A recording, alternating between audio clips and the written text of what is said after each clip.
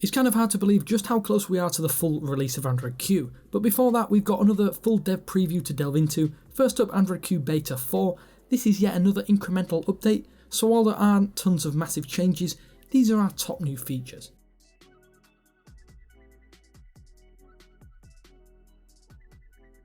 Let's start as we did with the previous release, talking about themes. Beta 4 has introduced some brand new theme accents for you to customize your experience a little further. You've got space, cinnamon, ocean and orchid accents that will be all added to menus, notification toggles and more. I have to say that it does still pale in comparison to the colour picker found on Oxygen OS, but it's still a damn sight better than it was before. It's also worth noting that all of these themes work just as well when the dark theme is applied.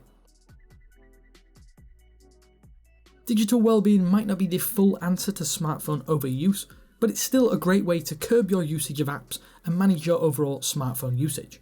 In Q Beta 4, should you have already set limits on any application, you will be able to see your remaining time within the card style app switcher, allowing you to better manage your app usage. Let's quickly talk reintroductions to Q Beta 4, as two core inclusions that were omitted and have been re-added are the notification swiping options and the contextual rotate button within the navbar. You can now re-swipe left or right to dismiss your notifications as you could before, getting rid of the solitary left or right swipe, and it makes much more sense in usage. The reintroduction of the contextual rotate button within the navbar will also be welcomed after the feature was removed in previous updates. I can't honestly say I was massively missing the feature, but it's still great for quickly working out whether your phone is in portrait or landscape. Q Beta 4 has revamped the share menu yet again. Now you're given an extra row of sharing apps for direct sending or sharing to wherever and whatever you want. The copy link bar also remains, but the quick sharing feature is one area that a massive overhaul has been welcomed, at least in my opinion. While notifications are not new in Beta 4, they are now available right off the bat. That means there's no messing around having to enable them via ADB or issues with the messages being cut off when you open them. You can head to your device settings to quickly enable the notification bubbles for all apps that support them. Like we said previously, they are a straight up rip-off of Facebook chat heads. You can dismiss them quickly and easily simply by swiping them down or moving them around the edges of your display for quick access later on.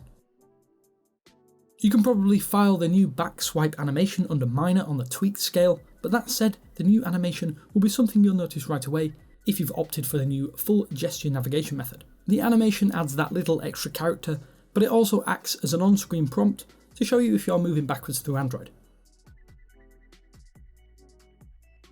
The Always On display has had yet more minor tweaks in Q Beta 4. Firstly, you're treated to a new lock screen layout when the display is on and locked. But that isn't all, you're now given weather and temperature updates, whilst when playing music the clock is now in bold, whereas the playing track gets more prominence, the artist has moved down alongside the music app currently playing too. Again, this isn't a huge update, but it's yet another welcome reshuffle to the Always On display. So, as we said, Android Q Beta 4 is by no means a massive overhaul, but these are a few of the top new features that we've unearthed. If you have any of your own, be sure to share them down in the comments section below, and then before you head off, remember to subscribe to the channel for more Q Beta preview content coming soon. As always, this is Damien from 9to5Google saying thanks again for watching, but until next time, I will speak to you later.